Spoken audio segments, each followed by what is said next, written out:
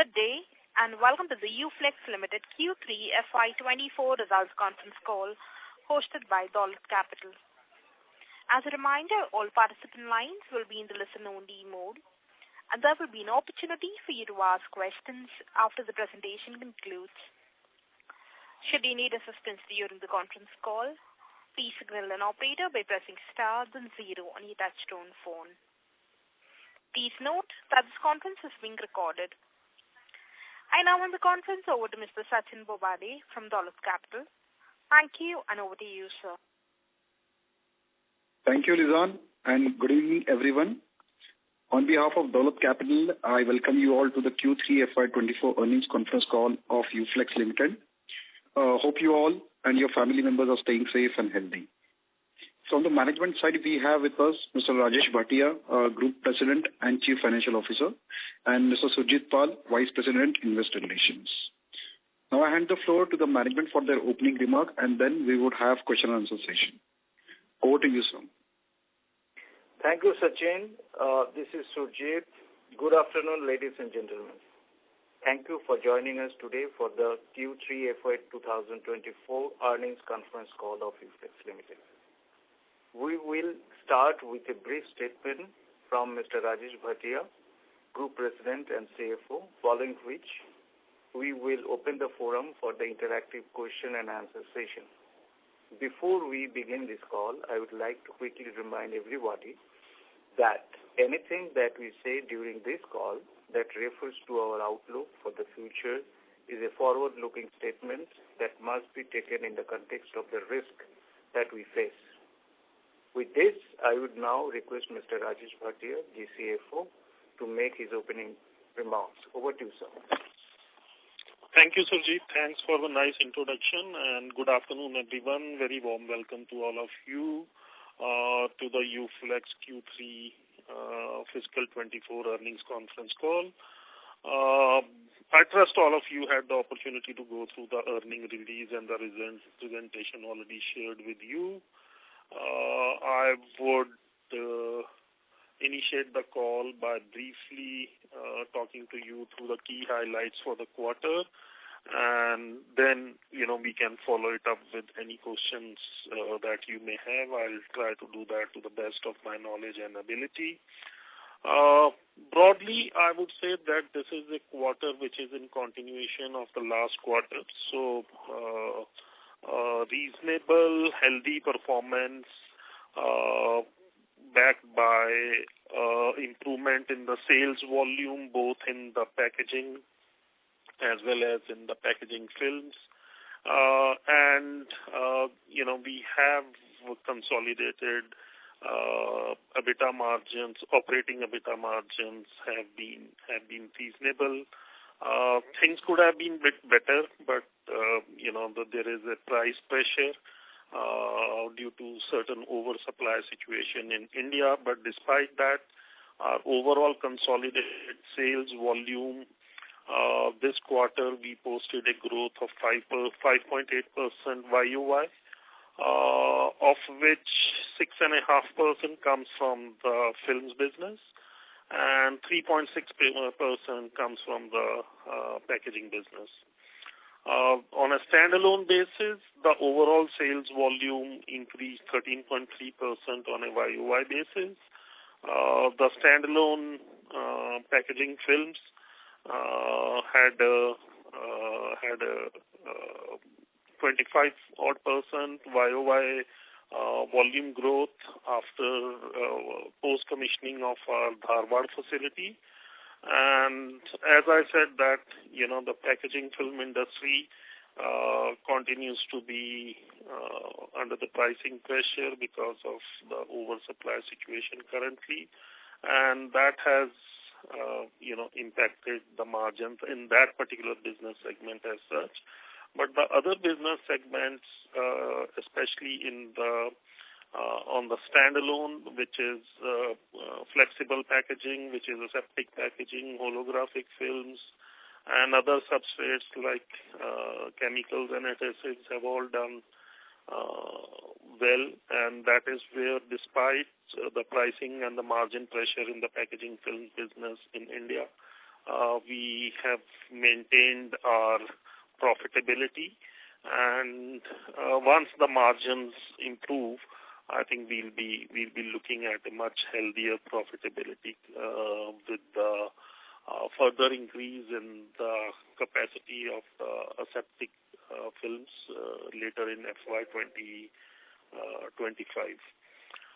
The consolidated net revenue stood at 3,345 crores.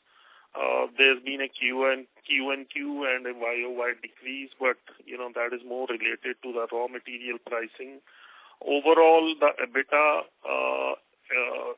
operational EBITDA, I would say, or the adjusted EBITDA at about 426 crore in the quarter is 12.7% EBITDA margin.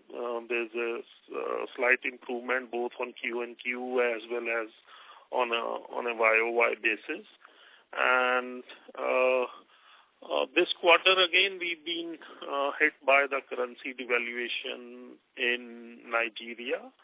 So as we've said, Nigeria had migrated to a market-driven exchange rates in June 23, and this quarter again they had devaluation, and which had impacted us by about 125 crores this quarter.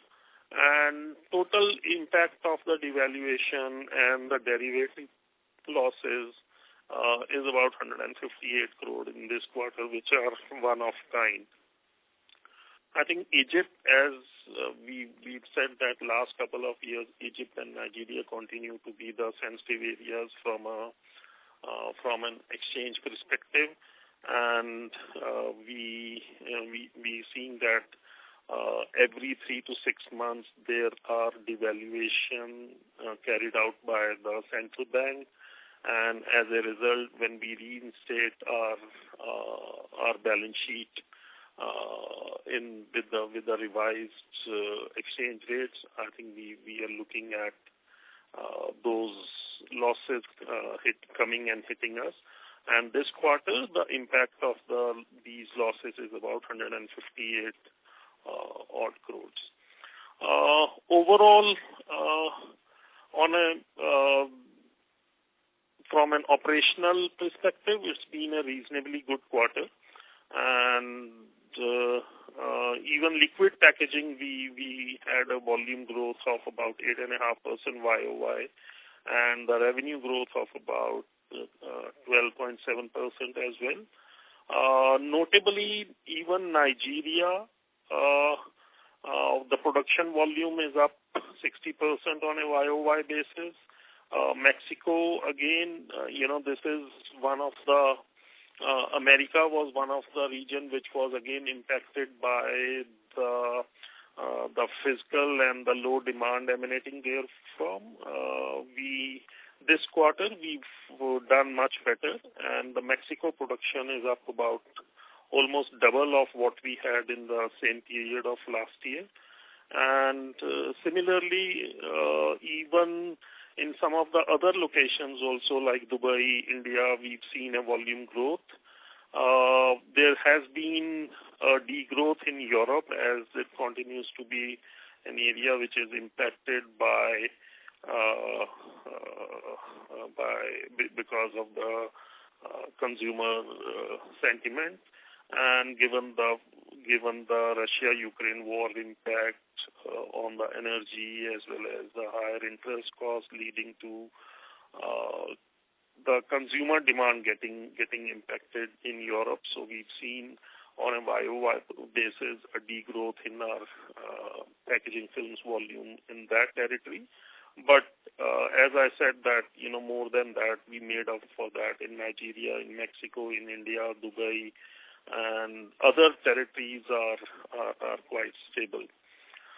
Having said that, November end we had incident of Red Sea, and with that there is again uncertainty hovering around the demand, the supply chain disruptions are now quite evident. The freight prices have increased. The mandatory insurance has come into play.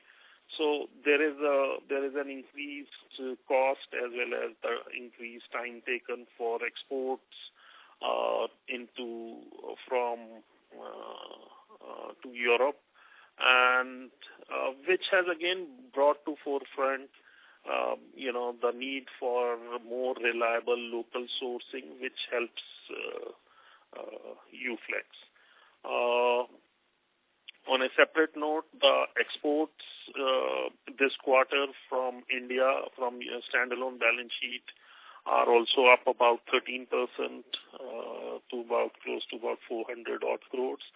And overall, I would say a decent quarter. Margins have been maintained. The volumes have grown, and we consciously optimistic of a sharper recovery in the next few quarters. We know for sure that the other businesses such as aseptic packaging, once we complete that debottlenecking to take the capacity to 12 billion packs, will definitely contribute towards our additional growth. But also we are looking at completing our backward integration facility in the PET chips in Panipat in this quarter, as well as in Egypt in the Q2 of next year, between Q2 and Q3 of next year. So, given that it will add more reliability to raw material availability, there will be a pricing benefit as well, which will ultimately culminate into a better margins for the packaging films business overall. And I think that will from India, we've already started the trial runs for our PET chips plant, which makes the PET chips for the BOPET films. This plant also has the facility to make the PET chips for the bottle grade, for which the activities are still being completed. Hopefully, by the end of this fiscal, we'll be up and running. The entire facility will be up and running. So that is in a nutshell the summary of the operations for the quarter. The net debt for this quarter stands at about 5,200 crores, and this quarter there has been an impact of 60 crores because of the exchange devaluation on the debt numbers vis-a-vis the last quarter, and the rest of the debt is added for a PET chips plant in India, Egypt, as well as our debottlenecking of the aseptic packaging facility at Sanand. Thank you, gentlemen, and that's all from my side in terms of the performance and the highlights for the quarter. And with this, I open the forum for any questions that you may have, and we'll try to address your inquiries, your questions as much as possible. Thank you. Thank you. Ladies and gentlemen, we will now begin with the question and answer session. Anyone wishing to ask a question may please press star and 1 on your touchtone telephone. If you wish to remove yourself from the question queue, you may press star and 2. Participants are requested to use handsets while asking a question. Ladies and gentlemen, we will wait for a moment while the question queue assembles.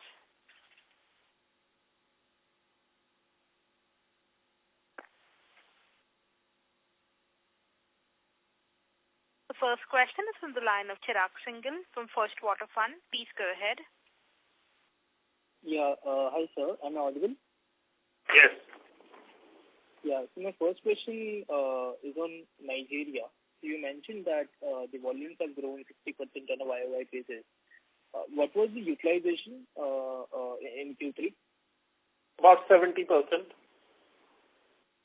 Okay. And so how much time do you feel it will take to ramp up to full capacity going forward? I think last time you mentioned that the import duties have been raised to close to 30% vis-a-vis what it used to be earlier. And so broadly, shouldn't that have a positive impact on the volumes? So, like, within how many quarters you feel we should be able to reach 100% at Nigeria? I think we look at, for the time being, at about between 75 to 80%. And, because there's an opportunity, because the America markets have come in a very strong way, and we will require, so our combined capacity in Mexico as well as in US may not be sufficient.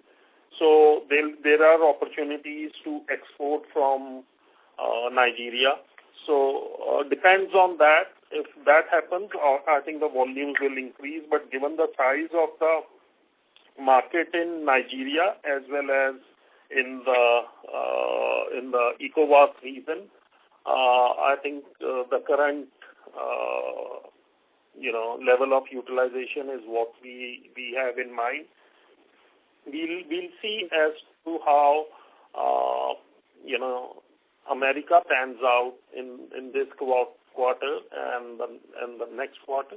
As I said that, Mexico has seen 100% growth in the volumes in this quarter on a YOY basis. And hopefully, if there are opportunities to sell more in America, so then there is opportunity to, sell more from Nigeria into that market. Okay, so 75 to 80% is the current utilization, or this is something that you are seeing in the near future? No, 70 is around what we are looking at on a conservative basis, but 80-85 is what we are looking at as if there are opportunities in America to export from Nigeria. Okay, so currently, what is the total demand of BOPET in Nigeria? And out of our 70% production, how much of it is sold in Nigeria, how much is sold in ECOWAS, and how much is exported to other countries in ECOWAS? So I think we'll be not comfortable to share, so much insight into the business, and overall levels is what we can indicate, but within Nigeria or ECOWAS or other adjoining countries and all that, I think, we would not like to share that business. Okay, but can you give a broad breakup as to what is it that you're selling in Nigeria? I have to take it that, the current utilization, whatever is there, is entirely catering to that region as only.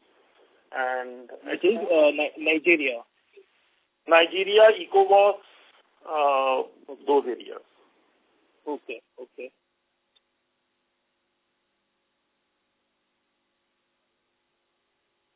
Okay, understood. My second question is on the the payback time for this PCR line in Egypt. So what is the capex that we spent on this, and what is the payback period that you are looking for? I think we spent about $13 million on this plant, 13 or 15, in that range. And we're looking at about a 3-year payback. Okay. And I believe we also set up a PCR line in Mexico as well, right, in the past? Mexico we had set up in the past. Right. So, what was the payback over there? Like, what has been the outcome so far? I think the same payback was there, but as we said that, the America markets also went in for a tailspin, and so there currently the utilization levels are low for only the PCR markets, So PCR films is a value addition, but the other way to look at that also is, given that we import all our raw materials, especially the PET resin. So we are now exploring at blending this with our existing to increase the utilization, and also the fact that Egypt is currency sensitive area, and the dollar availability and the exchange rate. So this helps as a local available raw material for which you incur the costs in the Egyptian pound only. So I think Egypt will be a faster traction. When we had planned Mexico, we had the America markets in mind for value-added PCR product. But there the utilization levels are currently not so good. Okay, so what are the utilization levels in Mexico for the PCR line? 35% or so. Okay. But in Egypt, you are expecting a faster ramp up. Because Egypt, we are looking at this as a substitute to the virgin raw material. Okay. Got it. So my next question is on the expansion. So are we on track with our asepto debottlenecking and the PET chips expansions in India and in Egypt? So aseptic expansion in India is we will complete I think between Q2 and Q3 of FY2025. Okay. And the PET chips plant? The PET chips plant we will complete in India in March, and in Egypt in between Q2 to Q3. March 24. In India, current quarter, and Egypt, Q2, Q3 of FY25. Okay. So you mentioned that in Mexico we have doubled our volumes on a YOY basis during the last quarter. So, but in Mexico we were already running at almost 100%, right? For the last maybe 1 or 2 years. So, has there been any was the last quarter weak, or plus there was any debottlenecking? As in, what is the utilization in Mexico for Q3? So Mexico utilization in Q3 is 92%. 92%. So basically the last quarter was very weak. As in Q3 FY23 was very weak. But overall we were doing close to 100% in Mexico, right? Was there anything exceptional during the last year Q3? More than a year back, but because there has been a volume drop in the last fiscal and the first 6 months of the current year as well. Okay. And broadly, what's your assessment on the spreads?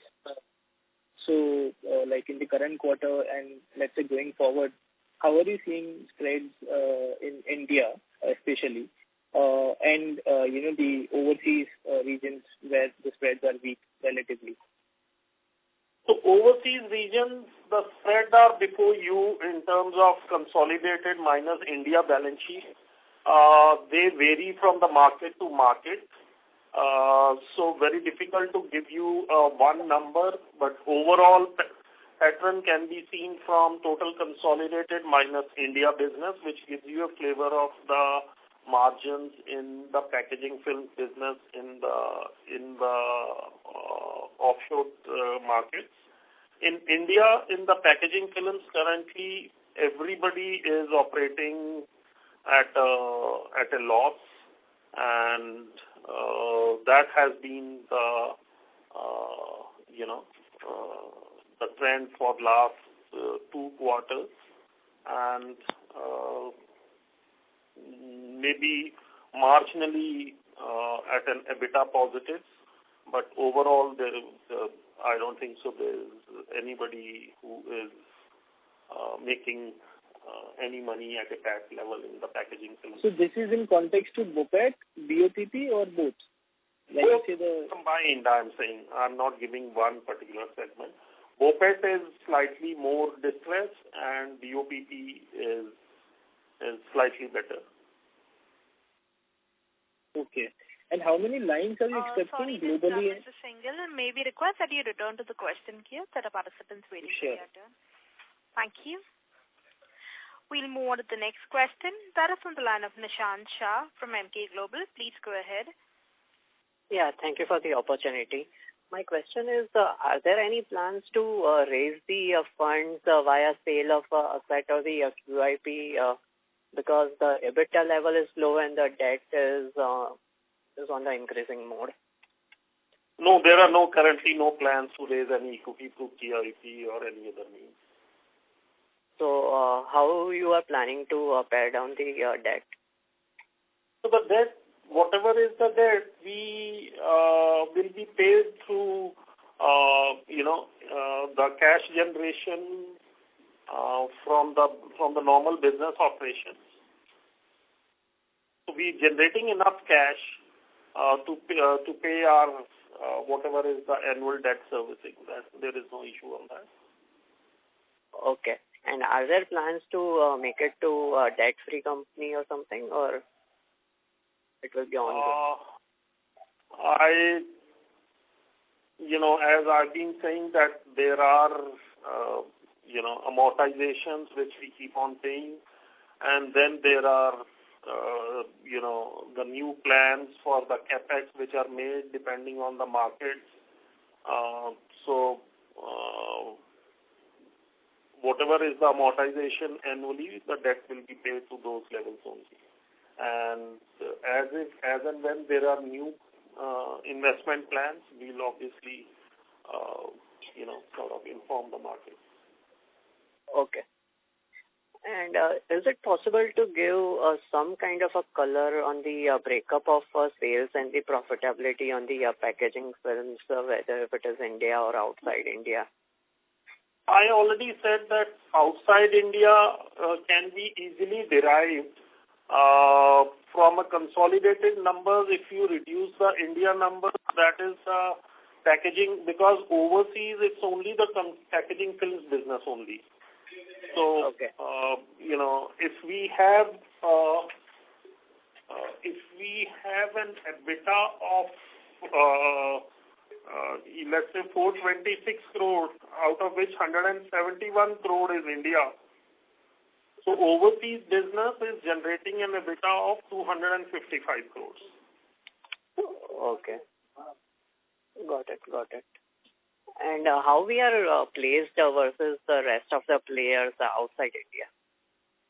How are we? How are we placed versus the peers, basically?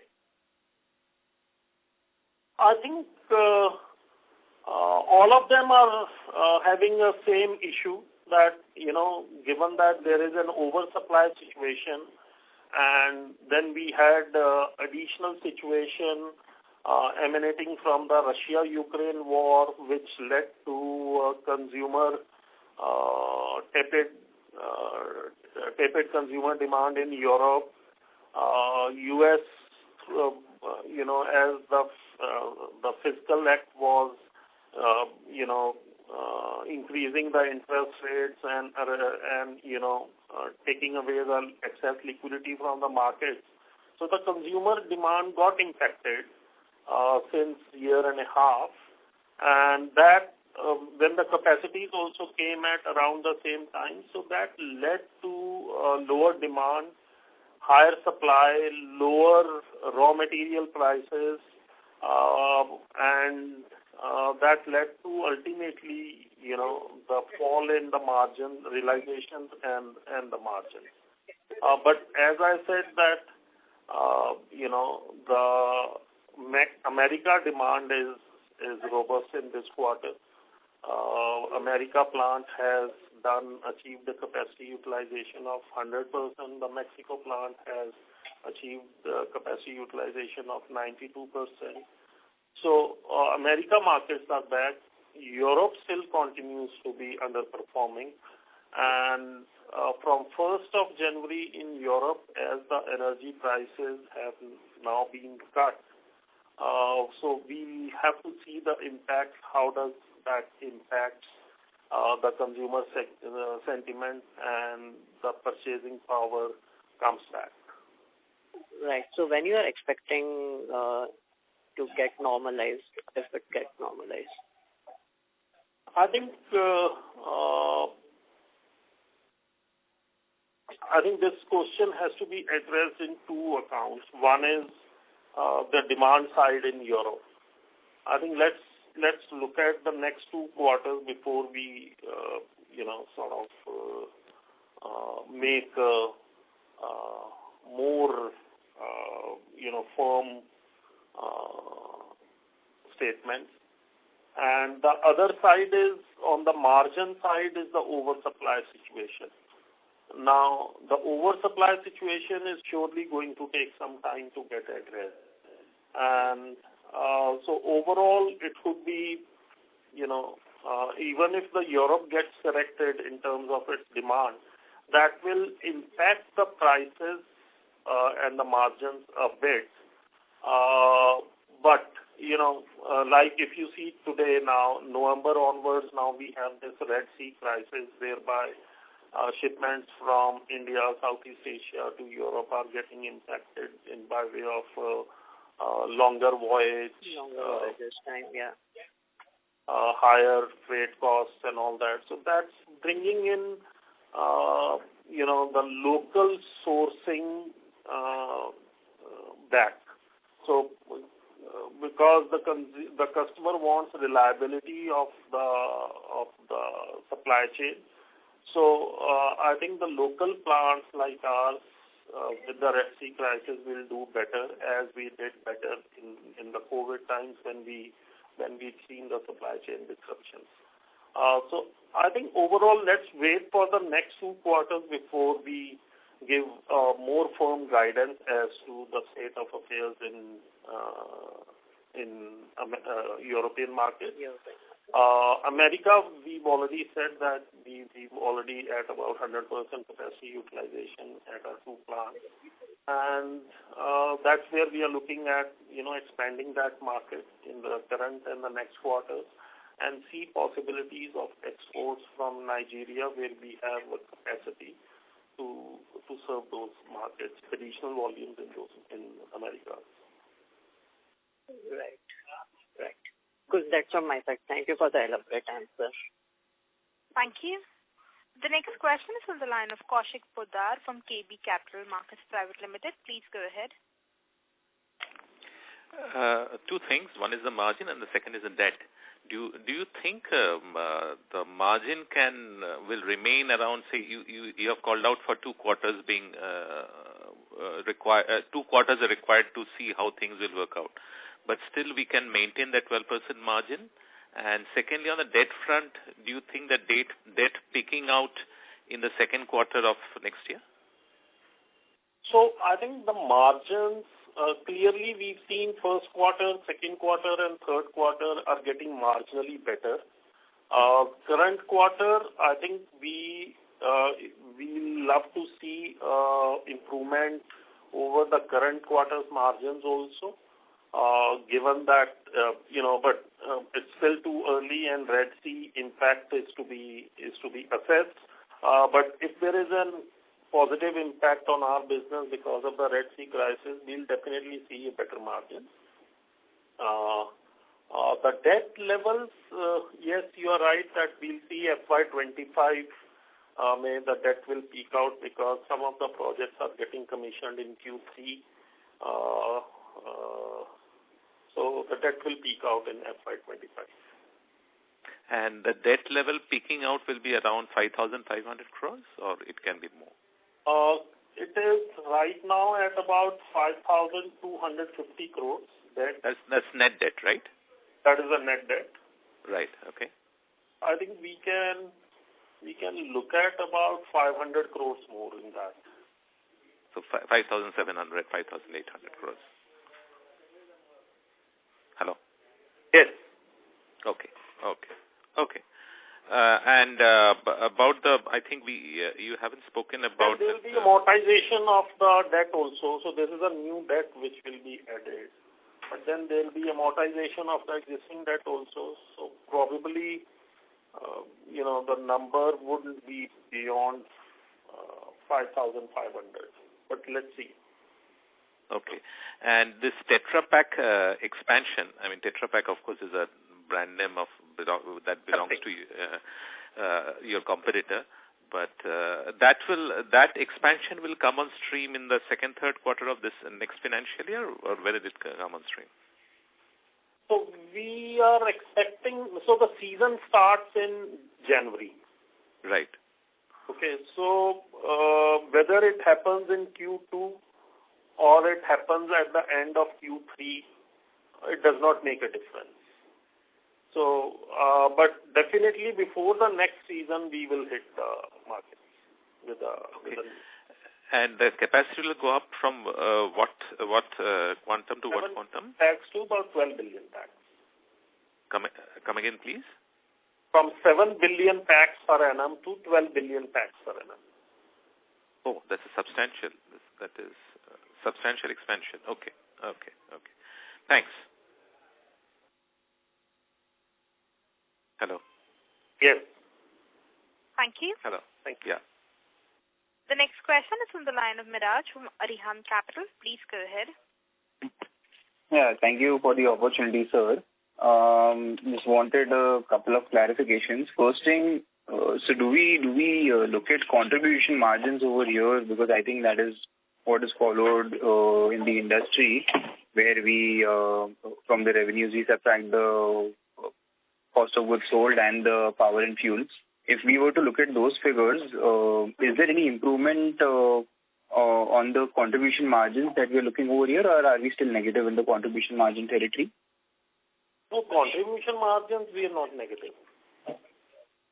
Okay. So I believe that currently the entire industry is operating at below historical lows.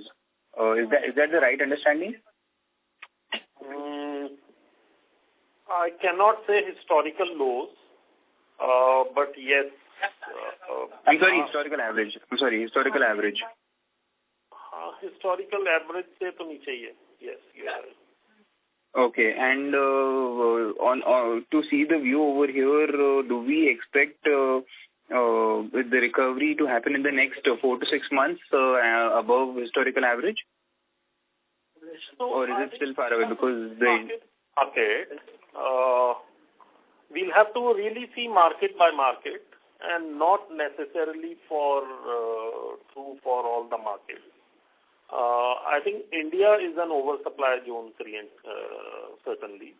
So this market will remain under pressure. But the global markets are not fully, linked to what India is.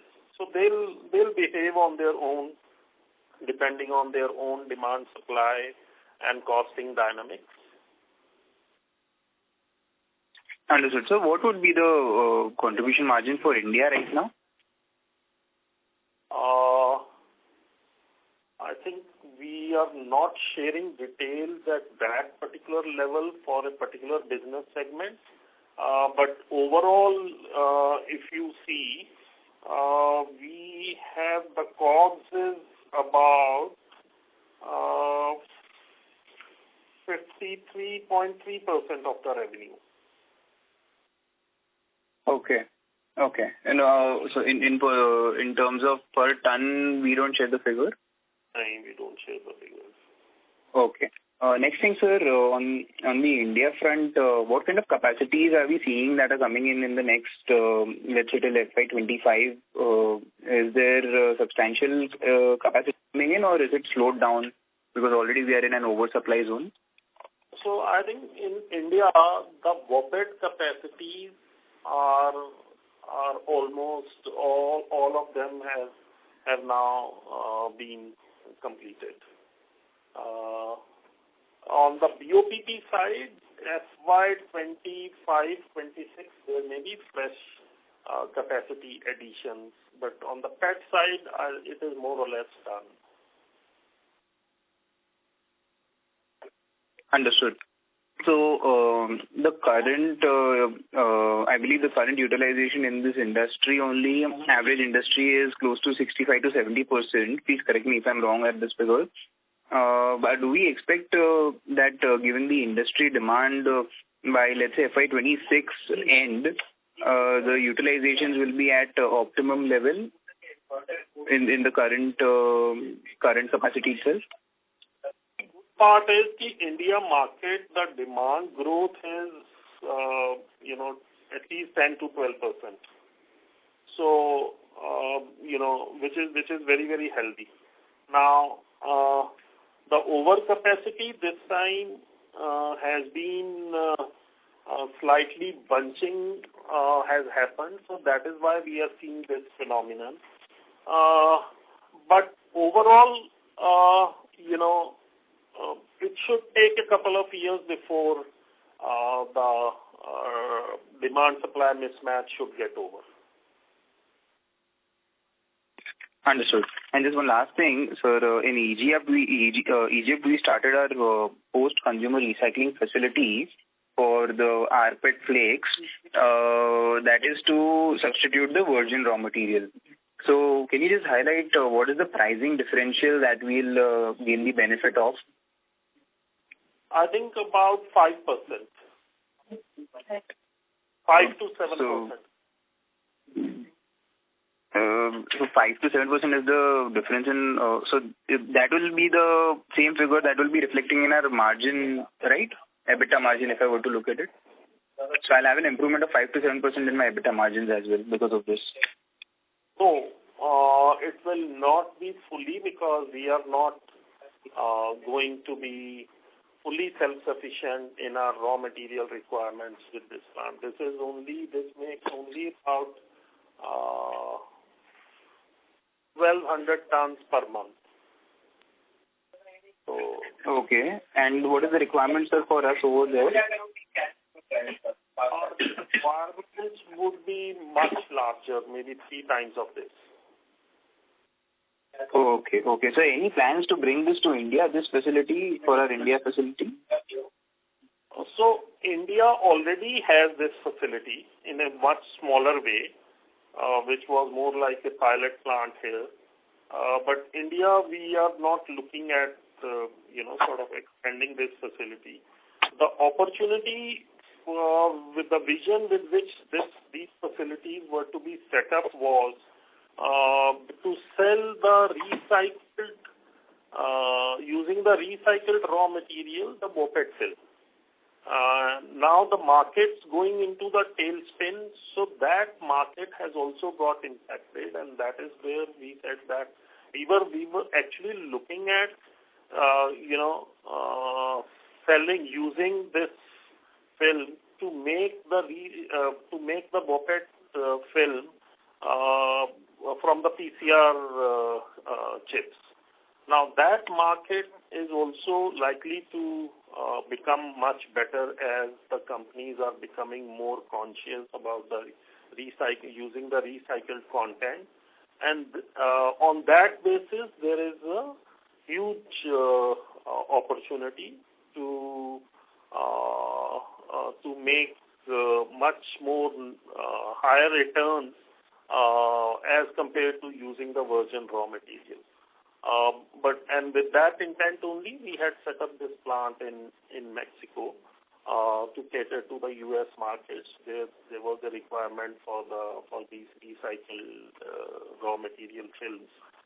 But given that market overall took a tailspin, so Egypt, when we planned, because Egypt, we have to import all the raw material or pay the import parity price for our raw material. And with the exchange being the way it is,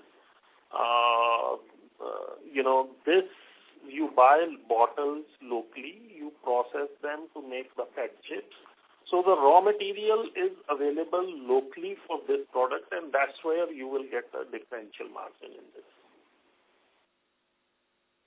Just two clarifications over here. Sorry to interrupt.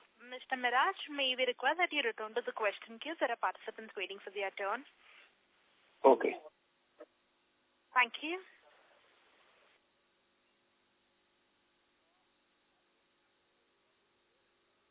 A reminder to the participants, anyone wishing to ask a question, may please press star and 1.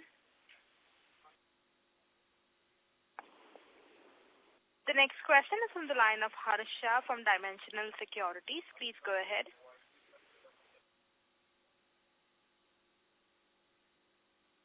Mr. Harsh, your line is in the talk mode. Please go ahead.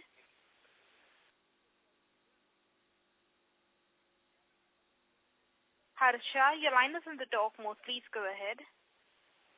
Hello, am I audible? Yes, sir. Please proceed. Yeah. Just one question on the spreads and realization. So, if I look at our spreads have come down from around 1 lakh rupee per ton to 90,000, both in domestic as well as overseas business. So just wanted to get a sense that by when do we expect our spreads to recover back to the normalized level in absolute terms? I understand that you are talking about oversupply in India as well as overseas markets. So just wanted to get a sense of what is the kind of spread that we are looking to work with. Since the raw material prices have come down, do we expect to recover our spreads as well? So, given the oversupply situation, if the raw material prices are falling, the selling prices are also falling in the same manner. So, which means that your spreads are remaining the same. The raw material price benefit is not being retained by the industry, but it's being passed on to the customers. Having said that, the normal levels would be that your EBITDA margin on an overall basis should be about 14.5% to 15% range, which currently is about 12.5% range or so. So this gap of 3% is what has to get corrected, and it will get corrected with the improvement in the European sentiments. It will get corrected with the demand-supply equilibrium becoming better in India. And I see, and for us, there's another opportunity to make it better when we start using our own PET chips raw material in India and in Egypt. When our PET chips, when our backward integrated plant for PET chips gets commercialized, when do we expect the benefits to trickle down in the margins? I assume the first priority is to ensure the availability, right? Or will it start saving us cost from day one itself? Well, the cost saving will also be if not from quarter one, it will happen from quarter two as the costs stabilize. There may be some extra cost when you start the plant, so which is a matter of 1 or 2 quarters at the best to make it normalize. So not much difference between the starting and the plant and reaping the benefit of the lower cost of the raw material for your plants. Okay, got it. Sure. Thank you so much, sir. Thank you. The next question is on the line of Chirag Singhal from First Water Fund. Please go ahead. Yeah. So what is the capex for FY25 and current fiscal as well? Current fiscal, I think what we been looking at about FY25, including the PET chips resin and the normal capex, as well as the residual to be done on should be about $100 million.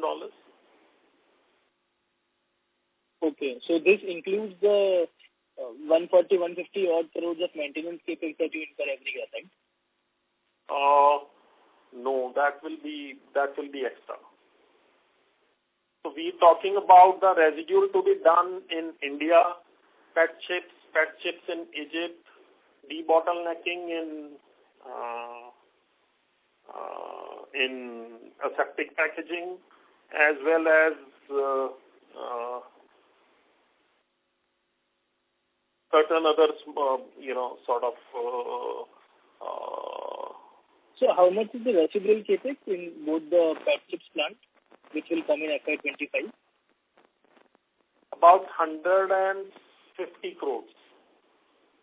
150 crores. This is the total across the two plants, which is the residual capex. Because the main thing is the plant and machinery, which hasn't come.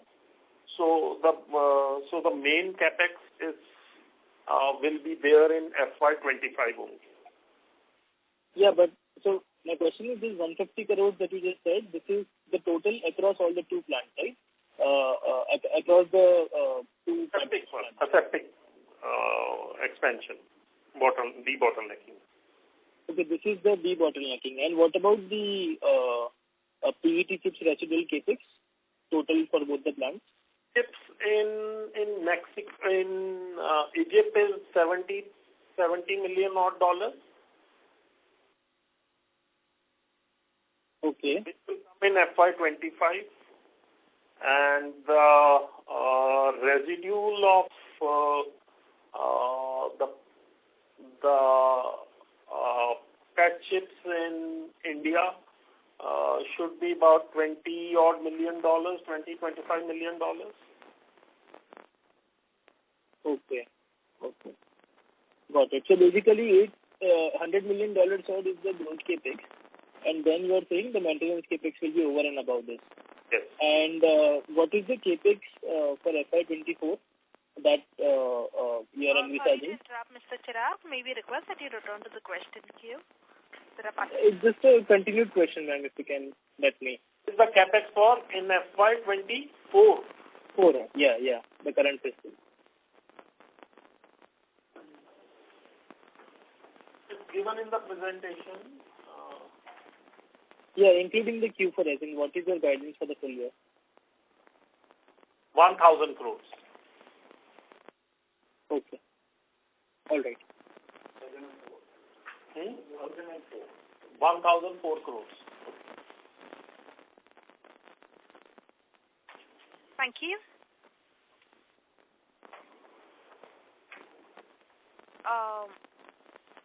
We'll move on to the next question. That is from the line of Miraj from Arihant Capital. Please go ahead.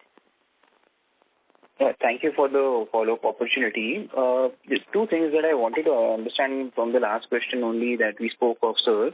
You mentioned that the requirement for recycled PET chips is much higher in India, and because of that you had put up a pilot facility.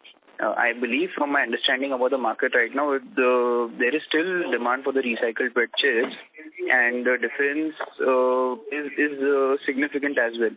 So why are we not doing this in India? See, I said that the basic need for the PET chips, setting up the PCR plant, was to sell the PCR grade PET films and which give you an accretive margin. So it was not intended to replace the virgin raw material with this, because like you see, a couple of years ago when the PET chips prices were very high, the raw material prices were much higher than what they are today. The margins by buying the old PET chips and converting that into the PET chip resin was much higher.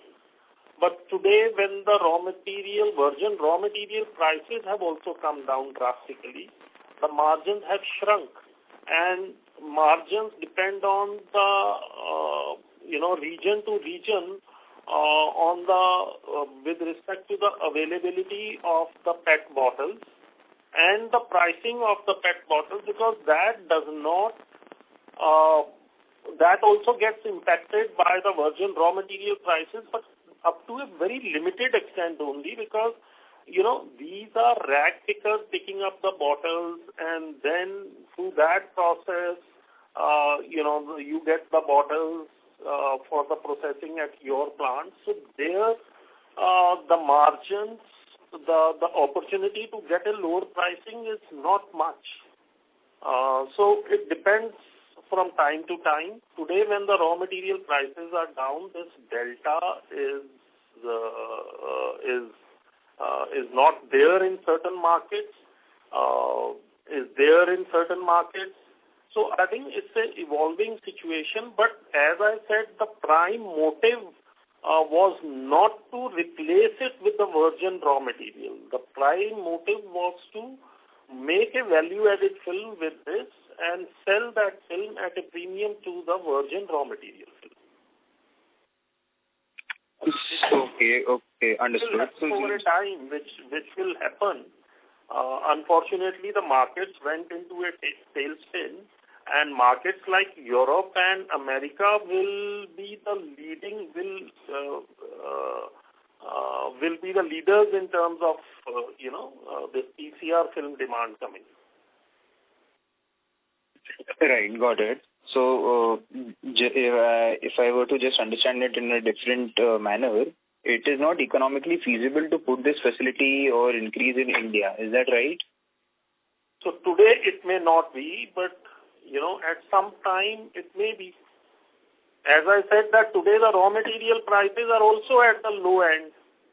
So today the virgin raw material may be cheaper than the PCR PET chips. Understood. Right. Okay. Got that part. Thank you for that answer. Just the second thing, when in the Egypt facility of PCR that we have, just wanted to clarify this. The price differential between virgin and recycled is 5%, or the margin difference is 5%? The raw material cost differential may be 5%. Raw material cost. Okay. So let's say if my virgin is coming at 100 rupee per kilo, this would be 95 rupee per kilo. Yes. Okay. Got that part. Yeah. Thank you. I'll get back in the queue if I have more questions. And all the best for the future, sir. Thank you.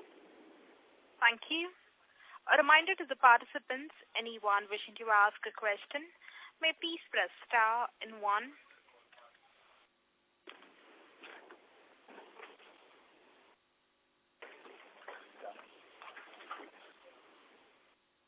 Participants in the conference, if you wish to ask a question, you may please press star and 1.